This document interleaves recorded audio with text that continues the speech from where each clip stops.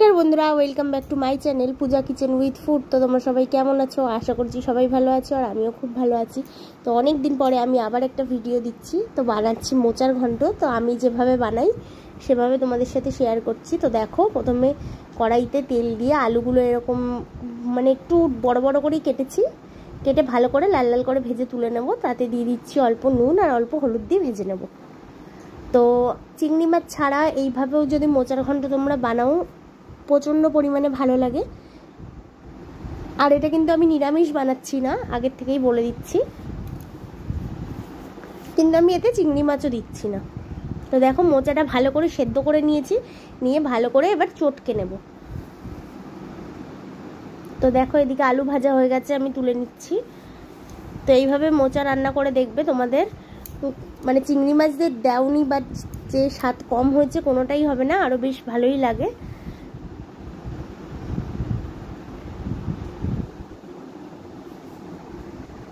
তো দেখো, তেল আর মনে হচ্ছে আর একটুখানি লাগবে। তো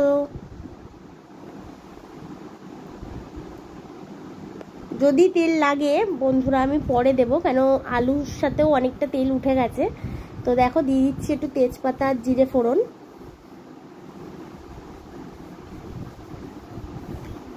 তো এখানে চাইলে তোমরা গোটা গরম মশলা দিতে পারো, আমি যেহেতু গুঁড়ো ব্যবহার করব তার জন্য গোটাটা আর দিলাম না।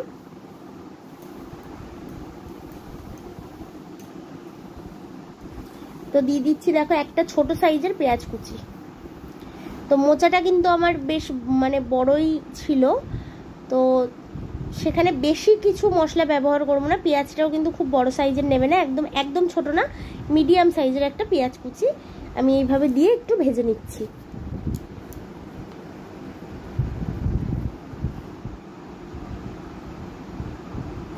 তো তারপরে দেখো, আদা রসুন আর কাঁচা লঙ্কার একটা পেস্ট দিয়ে দিচ্ছি। তো এতে কিন্তু রসুনের ভাগ খুবই কম আছে, 5 থেকে 6 কোয়া আমি রসুন দিয়েছি, একটু আদা দিয়েছি, আর অনেকটা পরিমাণে কাঁচা লঙ্কাটা বেশি দিয়েছি। তো এর মধ্যে আমি লঙ্কার গুঁড়ো ব্যবহার করব অল্প, তার জন্য কাঁচা লঙ্কাটা একটু বেশি দিয়েছি।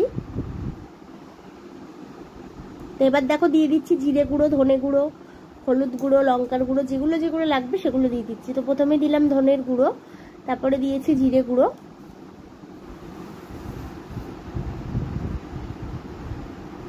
তো তারপরে দিচ্ছি লঙ্কার গুঁড়ো। যেহেতু বলেছি আমি লঙ্কার গুঁড়োটা অল্প দেবো, যেহেতু কাঁচা লঙ্কা অনেকটাই দিয়েছি। তো তারপর দিচ্ছি স্বাদ মতো নুন। তারপরে দিচ্ছি দেখো একটা মোটামুটি বেশ বড় সাইজেরই একটা টমেটো কুচি। তো এখন আমি হলুদটা দিইনি, হলুদটা এবারে দেব।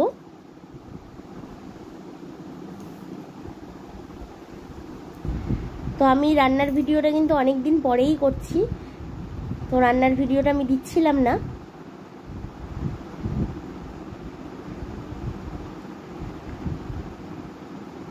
তো দেখো বন্ধুরা, হলুদটা দিয়েও একটু ভালো করে নেড়ে চেড়ে মিশিয়ে অনেকক্ষণ একটু কষাতে হবে, একটু সময় ধরে, কেন যতটা কষানো ভালো হবে মশলার গন্ধটা ততটা বেশ সুন্দর হবে আর খেতেও ভালো হবে। তো এবার দেখো, একটুখানি জল দিয়ে দিয়েছি আমি। জল দেওয়ার পরে এই দেখো আবারও তেল বেরিয়ে এসেছে, ততক্ষণ পর্যন্ত কিন্তু কষালাম, মানে মশলাটা পুরো ভাজা ভাজা করে নিতে হবে।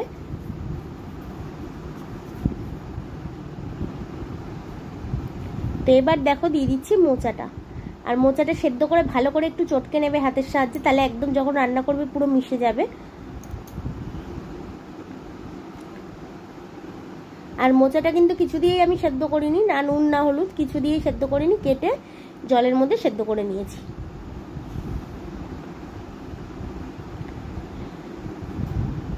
আর এই মোচা দেওয়ার আগে কিন্তু বারবার বলে দিচ্ছি, মশলাটাকে খুব ভালোভাবে কষে নিতে হবে, তারপরেই কিন্তু এই মোচা আলু এগুলো দিতে হবে।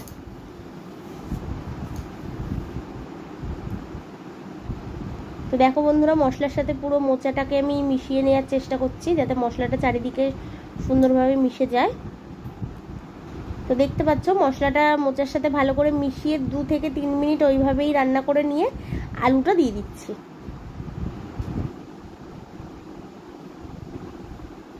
তো আলুটা দিয়ে আবারও খানিকক্ষণ একটু কষিয়ে নিতে হবে।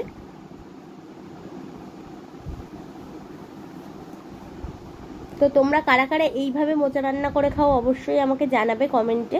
অনেকে আছে আদা জিরে গরম মশলা ঘি এটা দিয়েও খায়, ওটা দিয়েও ভালো লাগে নিরামিষ, কিন্তু আমার যেন এটাই বেশি ভালো লাগে।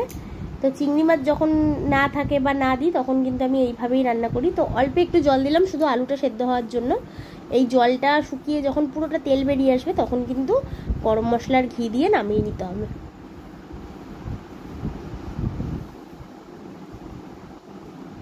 তো দেখো বন্ধুরা জলটা কিন্তু প্রায় শুকিয়ে এসছে, তো আর একটুখানি শুকাবে। তো দেখতেই পাচ্ছ একদম জলটা শুকিয়ে গেছে। আর আলুগুলো এরকম বড় বড় করে কাটলে আমার বেশ ভালো লাগে আলুগুলো খেতে, আর ছোট করে কাটলে হয়তো একদমই মিশে যায়, কিন্তু আমার একটু বড় করেই আমি কাটি। তোমরা চাইলে কিন্তু ছোট করেও কাটতে পারো। তো এবার দেখো নামানোর আগে দিয়ে দিচ্ছি স্বাদ মতো চিনি। তো চিনিটা দিয়ে আবার একটু নেড়ে চেড়ে মিশিয়ে নেব।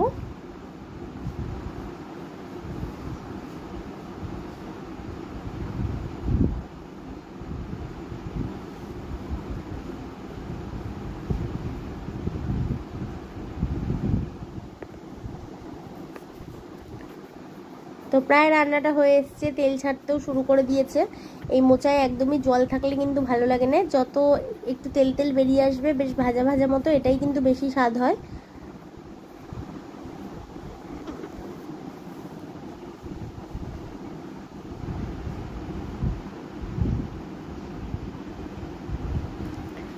তো বন্ধুরা দেখো এবার আমি উপর থেকে গরম মশলা দিয়ে দিচ্ছি।